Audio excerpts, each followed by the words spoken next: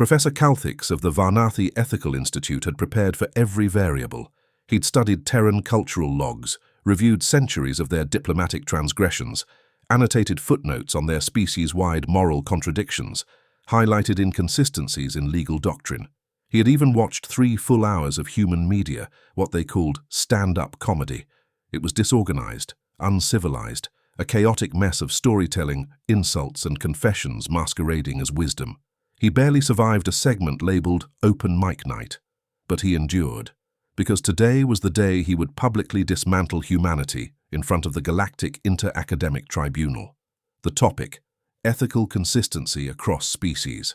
The battleground, a massive floating amphitheater in orbit over Lexith Prime, attended by thousands of alien students, scholars, diplomats, and 3 human exchange students from Earth. They looked casual, too casual.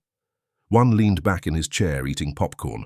Another was wearing a hoodie that read, "Moral relativism is my love language." The third was asleep. This deeply offended Professor Calthix. He cleared his throat. "Shall we begin?" he said, his voice like smooth ice and implied superiority. The human team looked up, confused. "Wait," said the girl in the hoodie. "This is happening now." Calthix blinked all 4 of his eyes. "Yes." "Oh, cool. Let's lose on purpose, but in style," she whispered to her team. Calthix's claws twitched with suppressed glee. He began with a 30-minute lecture, impeccably delivered. It outlined the failings of human ethical frameworks, their historical contradictions, inconsistent justice systems, use of capital punishment, and military hypocrisy. He quoted Earth's philosophers, from Aristotle to Kant, to a gentleman named Joe Rogan, who seemed to confuse logical analysis with something called the vibe. The crowd applauded politely. He smiled smugly. "Rebuttal?" The human team stood. Their spokesperson was a tall, freckled student named Cam, wearing mismatched socks and holding a notebook with roast notes scribbled on the cover. "Cool speech," he said, "but we'd like to start with a short video." The screen behind him lit up. A human sketch comedy segment began to play.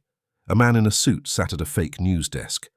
Tonight's top story: the Global Ethics Council ruled that throwing rocks is okay if you yell justice first. In unrelated news, boulders are now illegal. Laughter erupted, from the humans. The rest of the audience looked disturbed. The Vel Raxa ambassador covered his ears. A Wysolan student shivered. Someone from the Draxari delegation muttered, "Is this supposed to be funny?" Calthix frowned. "Explain the point of this farce." Cam grinned. "Oh, it's just a warm-up, but also, it makes the same argument you just did. Just, better." Then came their actual rebuttal. It was chaos. Each human took turns presenting not with calm academic language, but with stories. Ridiculous, horrifying, hilarious stories. One described how a vending machine falling on a man led to a successful lawsuit against the soda company, because gravity should have been regulated. Another cited a case where a man broke into a house, got trapped, and sued the homeowner for trauma. He won. The last read aloud a list of banned items from a summer camp: banana peels, rubber chickens, and light existential dread. The alien crowd was losing it, not with laughter, with existential horror. A Zarn sociologist turned to their neighbor. "Are they mocking themselves?" "Yes," the neighbor replied. "But why?" "I think it's cathartic." Professor Calthix was frozen. "These are not arguments," he hissed. "This is chaos. This is—" "Dark humor," Cam interrupted. "It's a coping mechanism for living in a world where logic and justice are often optional, like yours." A few aliens gasped. One Isolan fainted. The Draxari representative clapped once, then quickly pretended he hadn't. Calthix tried to reassert control. "Human culture is ethically incoherent. You derive humor from tragedy, comedy from horror. Your logic tree is diseased." The hoodie girl raised her hand. "Quick question. What's your species' reaction to trauma?" "We mourn," he said stiffly. "Cool. We meme." The crowd blinked. She continued. "You cry. We make 500 jokes about it, argue online, and open a charity live stream while calling each other war criminals in the chat." The amphitheater was silent. She smiled. Same grief, different flavor. Calthix snapped. This is irrational. Cam stepped forward. Correct. What? It's irrational. That's the point. Human ethics aren't designed for efficiency. They're designed for endurance. He looked around the hall. You want clarity, predictability. That's fine. But when your empire collapses and your gods don't answer and your leaders embezzle everything, what do you have left? A pause. We have jokes. A low murmur spread through the room. Not outrage, curiosity, and something else, recognition. Because deep down, even the most ordered civilizations knew there were things their systems couldn't process, couldn't fix, couldn't explain. But the humans, they could laugh through it, and that made them terrifying. Professor Calthix looked pale. I came here to expose your ethical contradictions. You did, Cam replied, and we made you laugh, cry, and rethink your species' emotional safety protocols in 37 minutes. The professor staggered. You violated every rule of academic decorum. Cam nodded. Cool, right? Somewhere in the crowd, a Wysolan student whispered, They're not playing the same game, and a Draxari general muttered, No, they're winning it. Professor Calthix did not retreat. He regrouped. Alone in his chamber that night, he reviewed every Terran statement from the debate. He rewatched the footage of their arguments, most of which sounded like confessionals disguised as sketch comedy.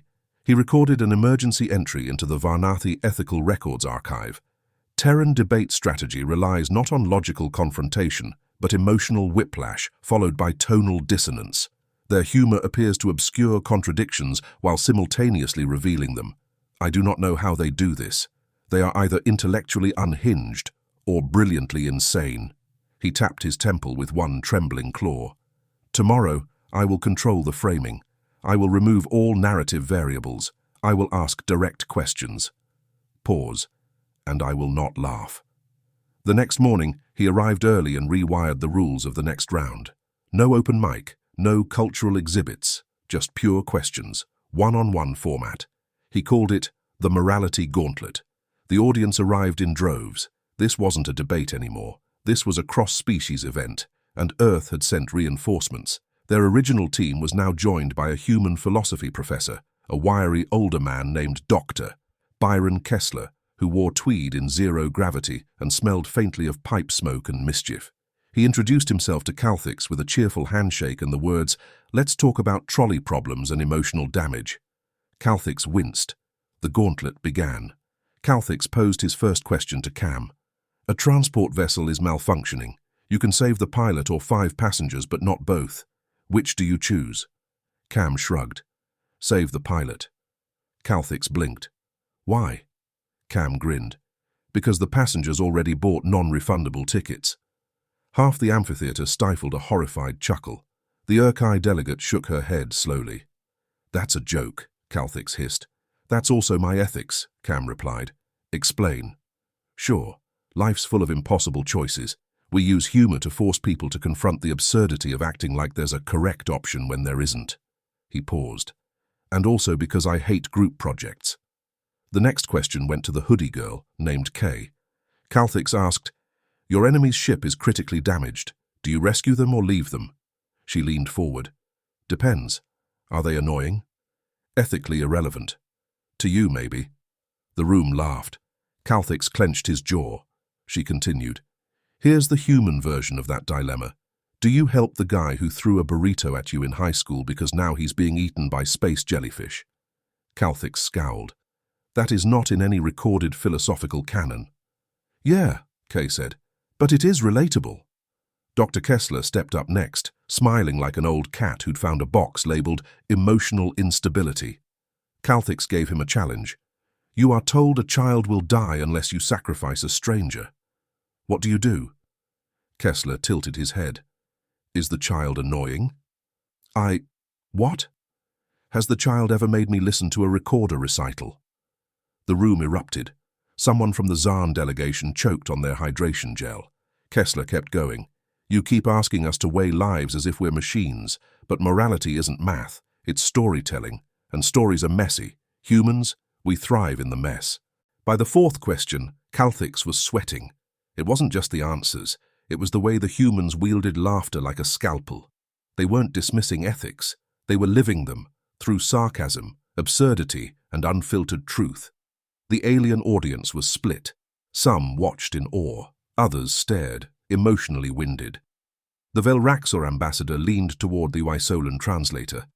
Is it me, or do I now feel personally attacked by that story about office vending machines and moral compromise? It's not just you.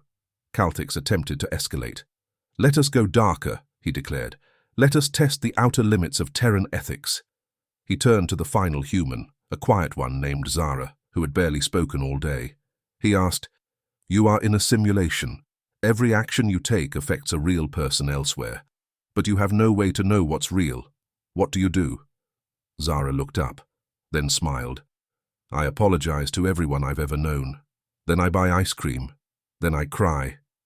Silence.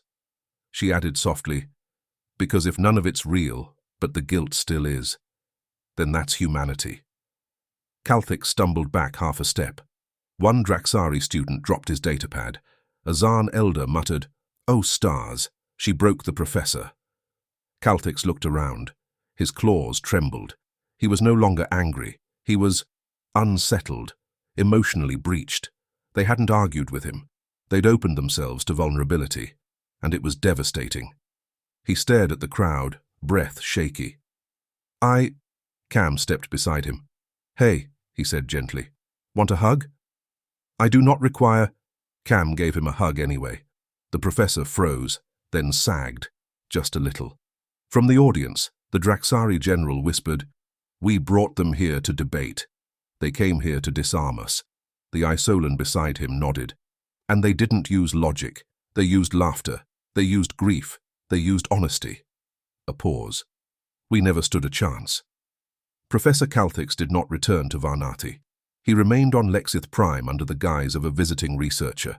Officially, he was cataloguing Terran ethical anomalies. Unofficially, he was processing. He spent his mornings alone in a borrowed academic suite, reviewing footage, reading transcripts, writing notes, and most disturbingly, watching stand-up comedy. It began with a clip called Airplane Food and Post-War Trauma, a strange blend of observational complaints and veiled admissions of psychological collapse. He didn't laugh. He didn't even blink. But he noted the timing, the beats, the way pain and absurdity were interwoven so tightly you couldn't extract one from the other. It was horrifying and mesmerizing. Later, he found himself whispering to no one, They aren't denying their suffering. They're decorating it. He tapped his tablet, searched. Earth jokes about death. The results were catastrophic. Hospice roast nights, the Grief Olympics, Why My Therapist Quit. One title simply read, Oops, Grandma's dead, but the Wi-Fi still works. He clicked, and for the first time, he made a sound, a short, involuntary puff of air through his mouth, the beginning of a laugh. It scared him. Back on campus, alien students began noticing changes.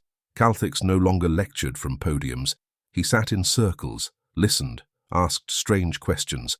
Have you ever felt moral exhaustion? Do your people joke about fear? Would you like to watch a video called Funeral Fails with me? By the end of the week, a dozen students from 6 species had formed a discussion group titled Applied Absurdism and Emotional Collapse, a Terran Seminar. Unofficially, they called it Dead Inside 101. It filled every session. Alien students came with philosophical quandaries. They left with inside jokes, memes, and a better understanding of why their mothers didn't hug them. One Velraxor brought a Terran meme to class. When you realize your childhood trauma is someone else's Thursday. The class gasped, then laughed, then cried, then laughed harder. I don't know what's happening, a Isolan whispered, wiping tears. It's a cleanse, said another. Caltix nodded solemnly. This is catharsis. Meanwhile, back on Earth, the original human debate team received a message. From Professor Caltix, subject, I think I'm broken body. Also, can I audit your next seminar? P.S. What does I can fix him mean, and why did a student say it to me twice last week? They laughed until one choked on tea.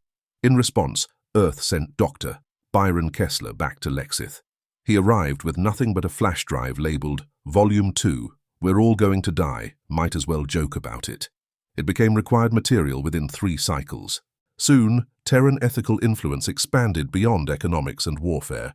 Alien universities began hosting full dark humor exchange programs. Courses included survival through satire, mockery as mourning, existential stand-up for intergalactic diplomats.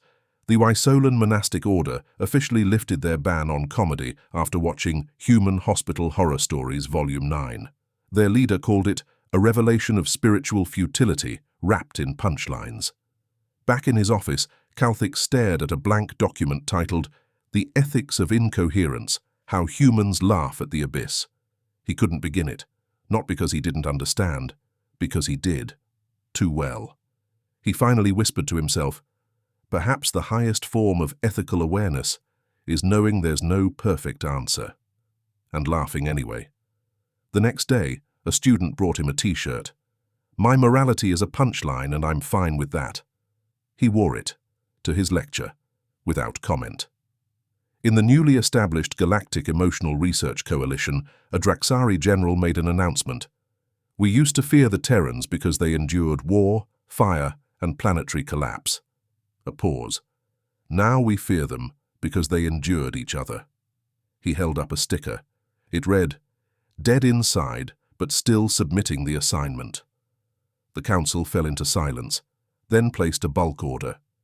Back in the original amphitheater, where it all began, Galactic took the podium one last time. Thousands attended, alien and human. He said only this, ethics is not a map, it's a raft made of broken ideas, sarcasm and trauma, held together by duct tape and jokes. The crowd waited. Then, from the front row, Cam raised his hand. Sir, that sounds like a human relationship. Laughter erupted. So did applause. Even Galactic's laughed. Just a little. And meant it. It started, as most disasters do, with good intentions. The Galactic Council's Department of Interspecies Cultural Harmonization, DISCH, affectionately pronounced DITCH by Terrans, announced an ambitious initiative. In light of recent revelations regarding the emotional utility of Terran dark humor, we propose an updated unified ethics curriculum, drafted jointly with human input. The humans smiled. The rest of the galaxy trembled. Earth sent a team of educational advisors to the council headquarters, 6 humans, 1 coffee machine, and a support cat named Burrito. They were not diplomats. They were not philosophers. They were a stand-up comedian with a psychology degree, a social media manager with a minor in ancient history, a burnout teacher who taught ethics to teenagers for 20 years, a Navy vet who just said, I've seen things when asked for qualifications, a chaotic bisexual academic with a whiteboard and no impulse control, and Dave. No one knew what Dave did, not even Dave. They called themselves the Suffering Department. Their motto, trauma builds character, humor sells it. On day 1, the team presented their first draft of the proposed Galactic Emotional Safety Manual, GESM. It opened with a disclaimer. This manual is not a manual. It is an attempt. If it confuses you, frustrates you, or causes spontaneous reflection, congrats, you're emotionally alive. Page 2 had a meme. A cartoon alien being comforted by a human saying, it's okay, we all cried in the airlock once. Page 3 was blank, labeled, for your existential thoughts. Page 4 simply read, we cope by shitposting. The council representatives stared at it in collective, unified horror. What is this? One gasped. The human team responded with a group thumbs up. The core of the Terran ethics curriculum included sections like how to weaponize empathy without drowning in it, self-aware hypocrisy, knowing you're wrong, doing it anyway, and apologizing at high speeds, survivor guilt and snack breaks, a balanced emotional diet. When in doubt, joke about it, but know your audience. Cry, then roast, the circle of processing. Each lesson came with footnotes, case studies, and annotated memes, and every lesson ended with, this won't fix you, but it'll make the broken parts funnier. The Velraxo delegation filed a formal complaint. This entire manual is emotionally unstable. The Wysolan Spiritual Trust filed a counter-petition. It may be unstable, but so are we. They requested 200 more copies. Then came the seminars. Live sessions led by the Terran team. They began with guided existential journaling, then group scream therapy, then open mic trauma sharing, followed by constructive meme critique. By the end of one session, a Zaan bureaucrat who hadn't shown emotion in 170 years openly sobbed while laughing at a flowchart titled, "How I Ruined My Life in 3 Ethical Decisions." Word spread. Galactic academies began offering Terran coping ethics as a full minor. Emotional support humans were assigned to high-pressure diplomatic roles. One particularly overwhelmed Draxari general was found in his war room muttering, "They don't win battles, they win meltdowns." In retaliation, or perhaps confusion, the council summoned the humans for a formal performance review. The human team showed up late because they had to stop for tacos. Once seated, they delivered a presentation titled, "Why Your Morality System Has a Stick-Up-Its-Species-Specific Orifice." Slides included graphs of emotional repression versus intergalactic conflict, side-by-side photos of alien emotional crises and human toddlers throwing tantrums, and a list of phrases the team dubbed emotionally honest but socially unacceptable, including, "I forgive you, but I don't trust you. I'm fine, but not emotionally. Please validate me before I implode." One Vaughn delegate collapsed from emotional overstimulation. The humans paused to pass out juice boxes labeled "Feelings Fuel." In the chaos that followed, the Galactic Ethics Council voted, narrowly, to adopt the manual as an optional guideline. Humanity didn't cheer, they just sent a final page. "Congratulations. You've taken your first step into emotional confusion. Remember, if it feels like a breakdown, it might be a breakthrough, or a nap, you decide." Back on Earth, Kenna Ruiz received the update. She forwarded it to the original debate team. Subject line, "We did it. The galaxy now has feelings." Attachment, a sticker with a smiling alien holding a sign that said, "Ethics is hard. Cry harder."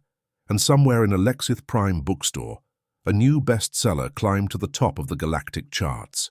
Title, "Laugh First, Moralize Later, The Human Guide to Emotional Chaos."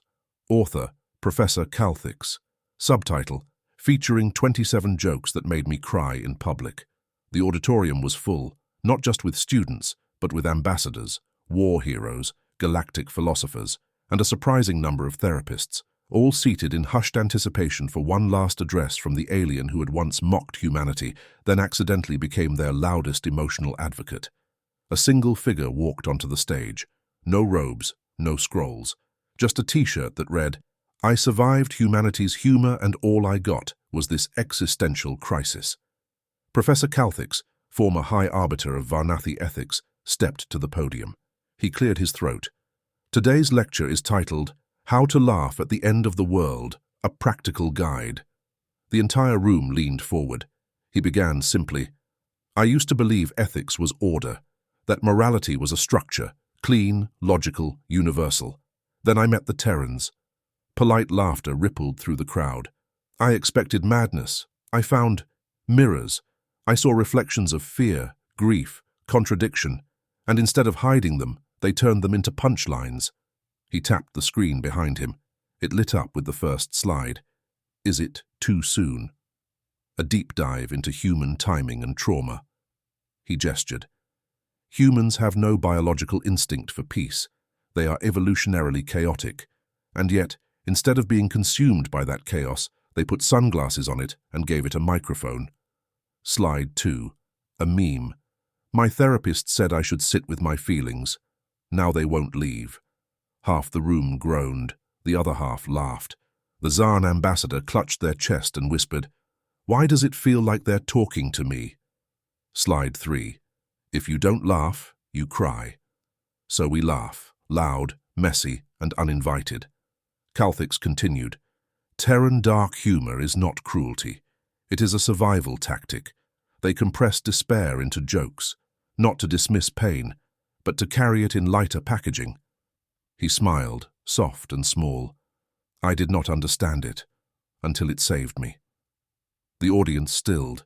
He told them about his breakdown, his sleepless nights after the debate, the hours he spent spiraling through Terran content, the moment he laughed so hard at a joke about absentee parents that he finally grieved his own. He looked up. That joke was dumb, and it cracked something open I didn't know was closed. Slide 4. Galactic Ethics, a flowchart.